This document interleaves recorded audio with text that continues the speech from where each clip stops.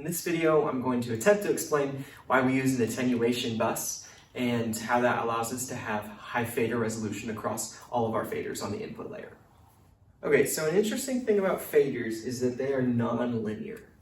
What that means is that as you go further down the fader, the amount of space that you move the fader actually means more. So, up at the top, if you go up this amount of space on the fader, you're going to go up 5 decibels. Or if you go down from unity, you're going to go down 5 decibels. And that's true until you hit -10, and then past -10, if you go that same amount of space, now you're going down 10 decibels in that same amount of space. And if you go down from 20 to 40, now you're going down 20 decibels with that same amount of space.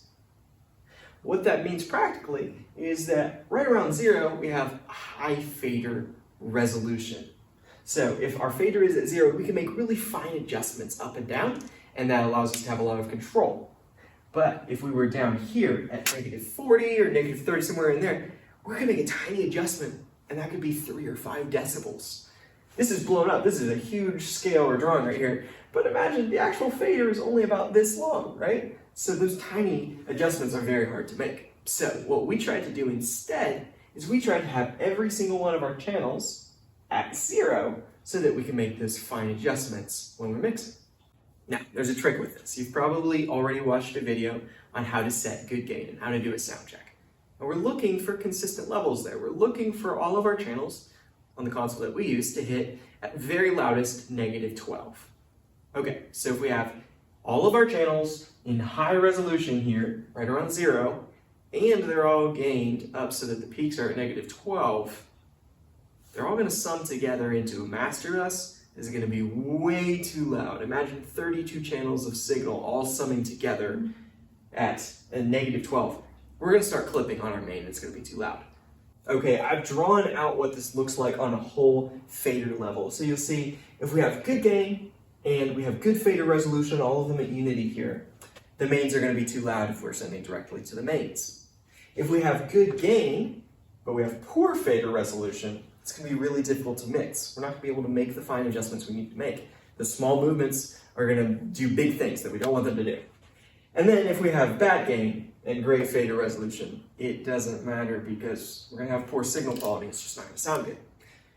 So what we can do is we can use elements from these top 2 layers, both with good gain, to create a new strategy for having a mix that is both high resolution with good gain and good levels throughout. So, as I mentioned earlier, if we're going directly to the mains at good unity levels, we're going to have too much signal at the mains. So what we can do instead is we can send a submix. And we know that our mix sounded really good at these levels. Like it was a good balance between the different instruments. It was just too low on the fader resolution. So what we could do is instead of sending to the mains, we could take this mix and we could send this to an attenuation bus. And what that means is that when, let's take this fader right here, we'll say that this fader is at -10. When you send it to a bus on the attenuation layer, when you send to the attenuation bus at -10, that doesn't actually change the fader position on the main layer. So this one is still up here at unity. So when on the main layer, if you're at unity, it's actually sending -10 to the attenuation bus.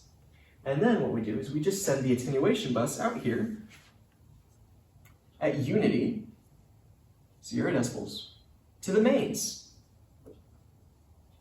What this means is that we're going to get good levels on the mains. We're going to get the benefits of this high quality mix that sounded good, and we're going to get the control of the high fader resolution on our main level. Let's do another couple of faders just so it makes a little bit more sense. So let's say this guy is at -20 decibels, and this fader up here is at 0. So what happens if we turn this fader down to -10? Just as if we turned this guy down to -30. And then that 10 decibel change is going to be reflected in our main mix. It's just passing through the attenuation bus. One last one. Let's say that this fader up here, we went up +5 up there, and we'll say this guy started at -10. If we move on the main layer, our fader from unity to +5, where would you expect our attenuation layer to go? It would go to -5. This strategy allows us to have good gain throughout the entire mix, as well as the fine control over all of our faders so that we can make the fine adjustments that we need to make.